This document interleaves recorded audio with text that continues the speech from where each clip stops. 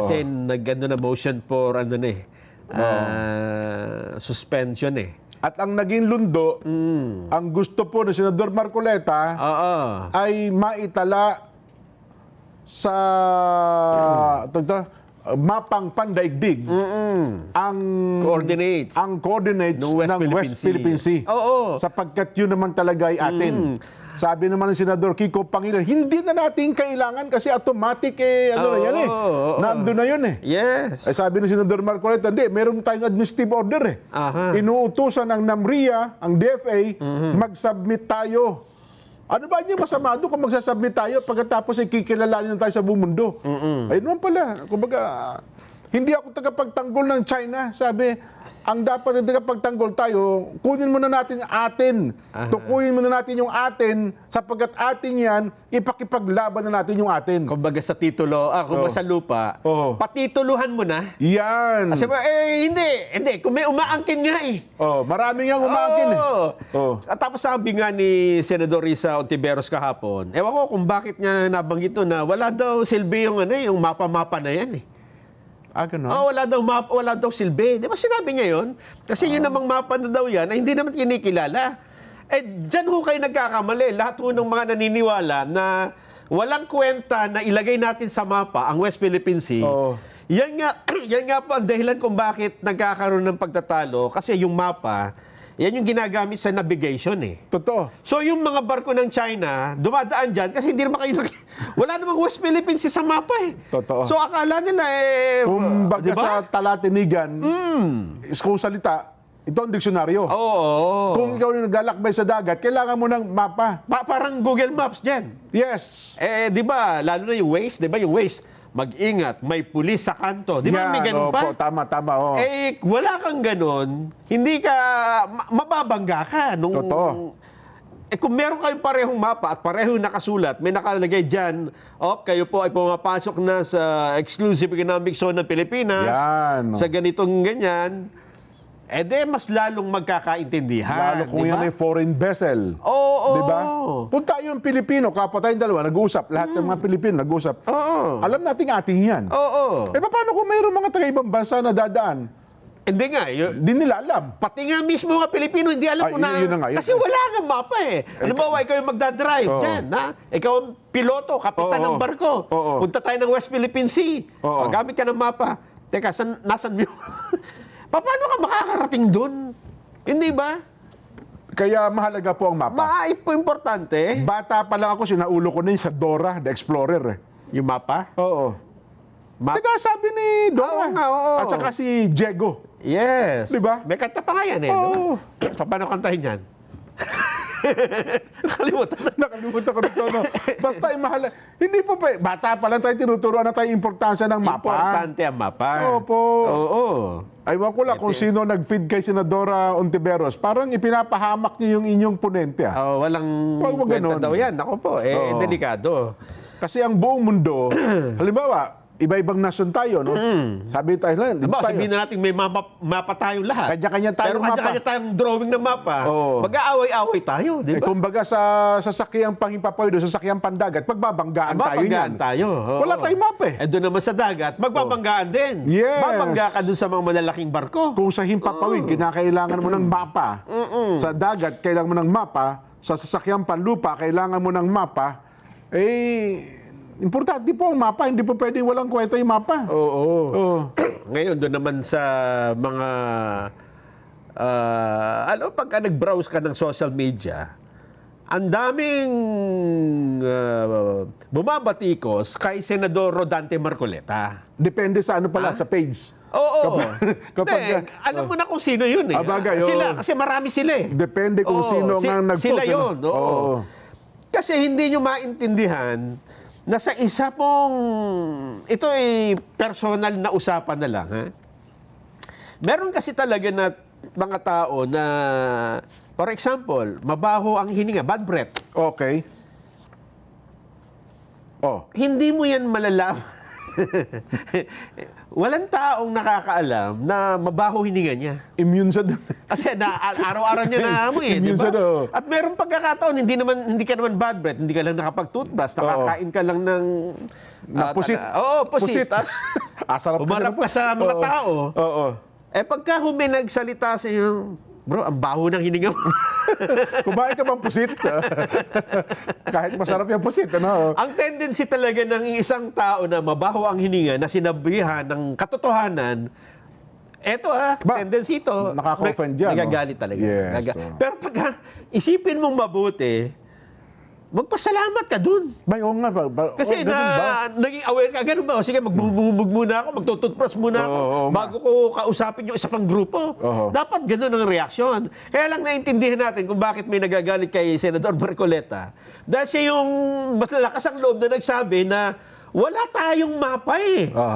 O yung iba na o-offend kasi yun ang katotohanan. Hindi ba? Isa yan. Pero dapat, importante, meron talaga tayong ganyan. Meron sa isang banda naman, meron man ako nakitang isang paliwanag, ang tawag niya, personality bias. Oo, totoo. Pag nakita, may mga tao kasing, nakita si Senador Marcoleta. Kahit ano sabihin niya. Kahit patama sabihin niya, tutol na siya. Totoo yan. Sapagkat yung kanyang bias sa tao. Sa tao. Yes, Yan. kanyang tawag niya personality bias. Yan ang mas tama.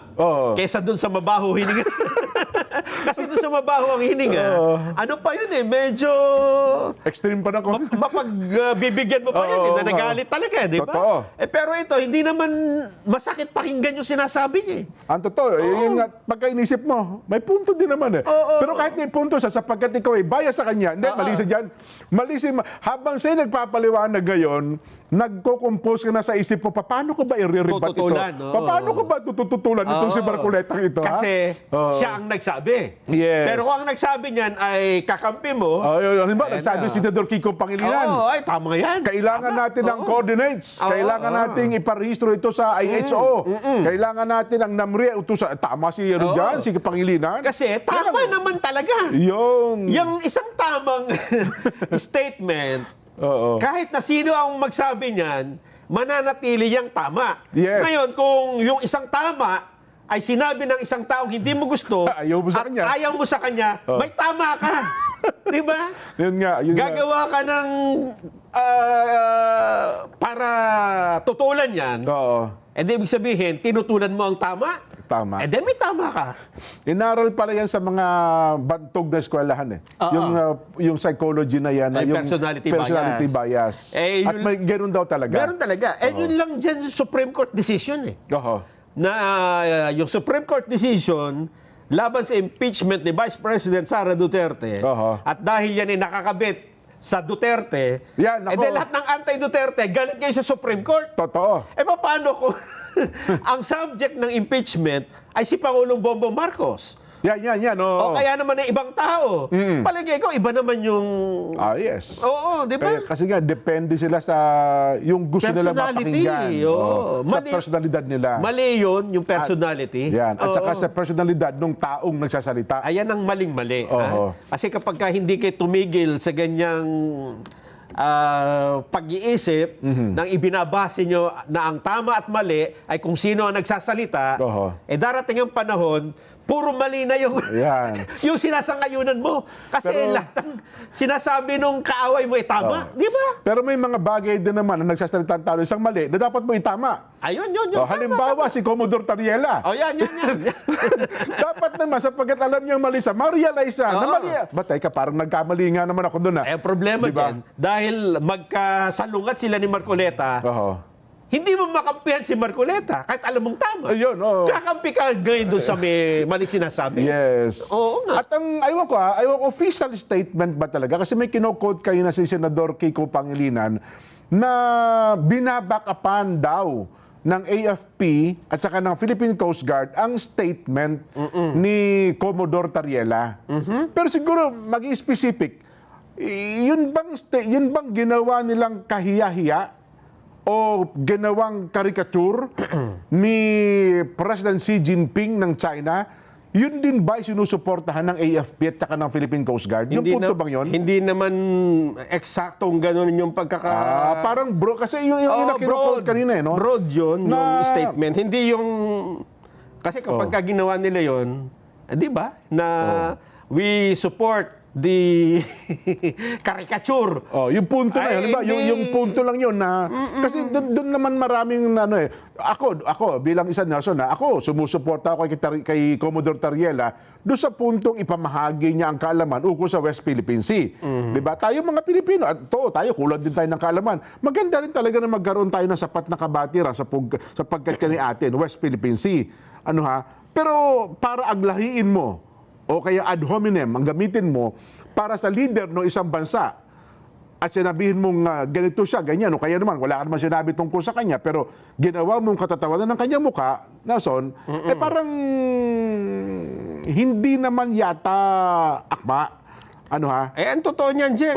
Mismo ang Department of Foreign Affairs Yun pa nga. Ang nagsabing mali yung ginagawa ni Tariela. At mismo ang Pangulo. Oo. Ang sabi nga ng Pangulo, daanin natin sa diplomasya ang usapan. Ay ngayon, sino pakikinggan mo dyan? Yung Department of National Defense na hindi naman niya trabaho ang diplomatic relations? Ayan, o ang Department of Foreign Affairs? At ang mismo Pangulo din mismo. Na yun talaga ang kanilang trabaho. Yan. Hindi ba? Ibig ba sabihin, kinokontra ba ng AFP tsaka ng Coast Guard ang kanilang Commander-in-Chief? Kaya nga. Di ba? Anong sasabihin mo dyan, Senador Kiko?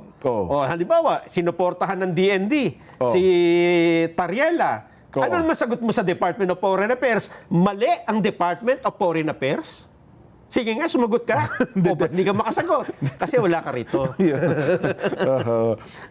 Healthy discussion factual doon sa punto na yun. Well, sana lang po ma-realize natin. At sa bandang huli, Nelson, ay mukhang nagkasundo naman yung Senador Marcoleta at Senador Kiko Pangilinan at sa bandang huli, sinabi nga niya na, sige, di i-push natin siguro ang NAMRIA at ang DFA ay mag-submit na po ng patalaan sa buong mundo ng mga lugar na pag-aari ng Pilipinas kasama na po ang West Philippine Sea. Nelson, kapag nilabas natin yan, tignan natin kung may tututol. Kasi dyan pala sa IHO, ay meron din palang mga nagtututol. Teka lang, bakit sinama ni Nelson itong ay aking property ito? Di ba? Bakit naman ito parang ganun din pala dyan. Meron din palang mga sapagkat yan ay pambansang patalaan, tignan natin kung ano ang mangyayari. So, natapos naman po parehas na mga Ginoo yung dalawa. Sapagkat yan ay parehong mambabatas. Nelson, nasa sa inyo na lamang po. Wag lang sana tayo magkaroon ng personality bias. Ipikit natin ang ating mga mata. Di ba? Wag mong tignan yung tao. Ang pakinggan mo yung punto na magkabilang panig. Mabuti pa siyan, Senador Panfilo Lacson dyan Senator Ping. Bakit? Ang sabi ni Senator Ping? Matagal na niyang katunggali, katalastasan si Senador Marcoleta. Ayun naman. Pero nung sinabi ni Senador Marcoleta na, teka muna, tingnan nga natin yung mga appointing, yung mga secretaries, puro acting Bakit walang pinapakonfirm sa CA? Dahil totoo yun, sumangayon si Senador Panfilo Lacson. Tama. Ganun dapat. Hindi ba? Hindi yung dahil sa matagal mo na siyang katunggali, pagka may sinabing tama, lahat ng sabihin niya, mali para sa'yo. Yun na. Hindi na nanaig yung personality bias. Bakit sabi niya, dito naman sa amin sa Senado, walang personalan dito. Trabaho lang kami. Basta wala lang, sabi niya, wala lang personalan sa debatehan. Di ba? Yes. Huwag mo sasabihin ganito ako, ganyan ka, o kaya naman, huwag mo sabihin habunan mo ako na sabunutan. Huwag yung personalan Huwag yung personal. Yan, wala lang tayo argumento base dun sa issue. Healthy discussions tayo. Kasi kapag kaganyan, matututo pati tao. Tama. Yan, di ba? Pati tayo pong nag-oobserba, matututo tayo. Halimbawa, kayo nanonood kayo sa amin, baka meron din kayong personality bias. Di ba tayo, pakinggan niyo yung programa namin. Hindi ko sinabi ni Senador Kiko, mali na. Di ba nakikita nyo, lahat naman ng mga pahayag dito, it doesn't matter kung sino nagsalita. Tama. Kung yan ay statement na mababack up ng facts at yan ay talaga namang hindi mo mapapasubali ang tama, ibig sabihin talagang Yan ang- tamang-tama, Oo nga.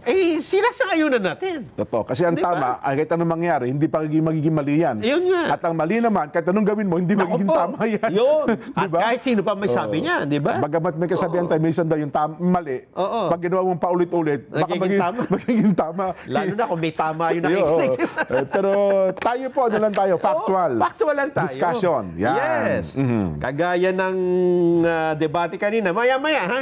Kasi nire-replay natin yung bahagya, lalo na yung pagtatapos. Mhm. Kasi yung iba ay nagiging ano rito, Jen, na hindi maganda, nagiging very personal. Oho. Nagiging very emotional. Pero Sa ako paraan na pati yung tao, Oo. yung pagkatao ang sinisira na no? Totoo. Pero ayaw ko na sa makabago kasi ang teknolohiya ngayon. Ako kasi naniniwala yung mga gumagamit ng hindi magagandang salita, minsan peke eh. Ano peke? Sabi baka robot eh. Ibig sabihin, gawa-gawa lang. Gawa lang eh. Hindi talaga sa Maaari. yung personalidad eh, no? Maaari. Kasi dati, kapag kami kabatikusan kami, kaaway ka, tao por tao. Ngayon kasi kapag ka nakipag-away ka sa chat, Oo. hindi mo alam mo, robot pa yung kaaway. Di ba? Ikaw, high blood na. Sumasakit na ulo mo. Gusto mo nang manghalihaw ng itak. Isa pala, Alam mo, wala para namang... malaman kung paano mong robot, tatanong mo, are you a robot? Oo. Dahil sasabihin niya, no, bakit a robot? Oo. Tapos magpakita ngayon ng mga 6 na pictures. Okay. Yung sa 6 na pictures, isa lang yung totoo doon. Halimbawa, magpapakita ka ng picture ng aso, pusa, oo. mga hayop. Oo. Tapos magpakita ka ng isang picture ng pagkain. Oo. Sabihin mo, alin dito yung pagkain? Ibig sabihin, pagka nagkamali siya ng pili, robot. Robot, hindi niyo nakikita eh. Oo. Yan, kaya ako, minsan, huwag kayong makipagtalo sa social media. Oo. Meron akong kinala, galit na galit eh. Oo nga. Nung akala ko makikipag-away, makikipagbabag eh. Yung Ay, pala. kung sino ba yung kaaway mo? Ito, si Tarantula. Robot ho yan. Ito, Jen, ha? Ito, bago, latest. Ano? Ang latest sa AI. Oh. Naku po, hindi mo na ho ngayon Madidistingge. Hindi, eto eh. Ang AI ngayon, ang latest, yung autonomy niya, hindi mo na uutusan. Ibig sabihin, nagsasarili na siya? Nagsasarili na. Paano ibig sabihin? Nag-iisip na. Oo. Halimbawa, sabihin mo na ikaw ay example natin yung taga-banat, diba? Oo. Ikaw ay isang Warrior, ano? warrior, Keyboard warrior. Oh, keyboard warrior. Oh. Kalaban mo si Marcoleta, lahat ng ano Oo. niyan, sabihin niyan ay Sasantalain tutulan mo. mo. Oo. Nako, hindi mo na iuutosan diyan. Automatic na yan. Ganun. Araw-gabi. So wala siyang gagawin kung ibabantayan ka lang. Pag Ganon. na-monitor ka, andun si Marcoleta, nagsasalita. Babanat na yan sa'yo. Ay, matindi. Kaya na yan. Ganon. Oo. Kasi yung... Yun yung black warrior. Paano kung white warrior naman? Kakampi naman. Sasabihin mo lang, kakampi mo si ganito. Ganon. Oo. Kasi ngayon, ang mga AI dumating na sa punto na ito ay Matindi pala, development a few weeks ago lang ito. Oo. Bagong-bago ito. Ganon. Na sila ay pwede na maging assistant mo na sabihin mo lang kung anong klaseng anong trabaho mo, anong ginagawa mo araw-araw. Okay. Sabihin mo advisor mo siya. Oo. Gawin mo yung mga ganitong bagay. Tapos iwanan mo na lang siya. Oo. Nako, Jen, para ka talagang may assistant. Sasabihin niya sa'yo, Ganon. gising ka na, umaga na. Masama sa kalusugan yan. Tapos halimbawa, meron kang mga problema, sabihin mo lang sa kanya na, paano ko ba gagawin itong report na ito? Ang dami-dami. Oo. Binigyan mo siya ng access sa lahat ng files mo, tapos natulog ka na. Oo. Paggising mo, May ready na, may sagot na. magre-report na. Ito na po yung report na gagawin mo sana. Grabe yan, ha? Nakakatakot, nakakagulat, nakakatakot kasi kapag masyado siyang maraming alam, baka kung anong gawin na hindi mo naman pinapagawa, di ba? Ganon. Oo. Nakaka-nervous ganyan. Ano? Ito ang latest. Oo, mas ano pa? Di ba may Facebook? Oo. Yung Facebook, mga tao yan, di ba? Na Tama, oo. ang AI, gumawa sila ng sarili nilang platform na parang Facebook. Puro AI? Ang tawag ay... may book din eh. Mamaya, hanapin Diba yung ko. tao, Facebook? Oo. Baka ito, Korea, ano? Book. Bukbok siguro ito. Alam mo, ginawa ganon? nila, gumawa sila ng ganon, nag-usap-usap doon. Ganon. So, puro AI yun. Puro AI. Nag-uusap-usap sila, nagpo-post, sila nagko-comment. Oo. May isang tao nag-screenshot nung ginagawa nila. Oo. Nalaman. Ang Okay. sabi nung isang humans are monitoring us. Na-detect din yan, ha? Na-detect. Tapos usap-usap silang ganun. Alam mo, nakakatakot yan. Baka magkatotoo yung sinasabi nila na dumating ang pagkakataon na Ganon. mas maging marunong pa sila sa tao na Nako. tayo nang gawing utusan nila. Di ba? Huwag Baka sana. maisip nila na, teka muna, ba't utos ng utos tong mga tao sa atin? Oo. Kayo na nga kayang utusan namin. Sabi, mas matalino na kami sa Mas inyo. matalino kami sa iyo. Sana huwag nila maisip yun. Oo. Kasi ngayon ay, ang sabi ko dyan, ang sagot ko dyan noon, hindi, ang tao kasi, ang gagawin lang niya, papatayin lang yung kuryente. Oo. Diba? Hindi na siya, wala ng AI. Oo, hugutin lang sa outlet, saksakan eh. Ang problema ngayon, nakaka-develop siya ng sarili niyang, Auto power? malay mo, di ba? Bakit Kaya na pwede? niyang mag-isip na kung ano-ano. Oo, kaya yan oy babala. Kaya ko naman nabanggit yan, Jen, dahil tayo mga Pilipino, hindi natin alam itong development na ito. Oo nga, Kasi no? busy tayo sa pagtatalo sa mga issue na dapat hinahayaan na lang natin sa mga politiko. Ayan, totoo yan. Hindi ba? Tayo ngayon, Oo. siguro nag-aaway-away sila ngayon, pero tinignan mo yung pabigasan mo, baka walang lamang bigas. Yun ang sinasabi natin. Pagka kinapakapa mo yung bulsa, baka ni Sinsilio, wala Di ba? Totoo. Kasi nga, na-focus tayo sa usapin ng politika. Yes. Sa bangayan ng West Philippine Sea. Ano ha? Well, sana naman. Ayun sinasabi ko palang, Mabalikwas tayo. 'di ba, yung sa tao Facebook, Oo. yung sa robot, Molt Book. Molt Molt Oo, book. MOLT book. Yan ang Facebook ng mga robot. Facebook ng mga robot. Pagka sumali ka dyan, Oo. at hindi ka robot, nako. Madidetect nila. Madidetect nila, alam nila, dudumugin ka dyan. Ganon? Oo. Baka agalahiin ka dyan. Hindi ka namin kamukha. Hindi ka namin kalahi. Oo. Alien ka rito. Yan nga. Dako. Ay, naku po. Talaga naman. Kaya tayo mga Pilipino, nako, napakalayo na. Napakalayo na po ng technology na naabot ng ibang mga bansa, tayo andito pa rin. Yun na Pinag-uusapan natin, asan ba yung dagat natin, di ba? Asan ba yung natin sa West Philippine Sea? Ay, nako. Anyway, kung parang 10, 12 years ago na pala na hinihingan tayo ng report ukol sa bagay na yan. Ayun nga eh. Ay,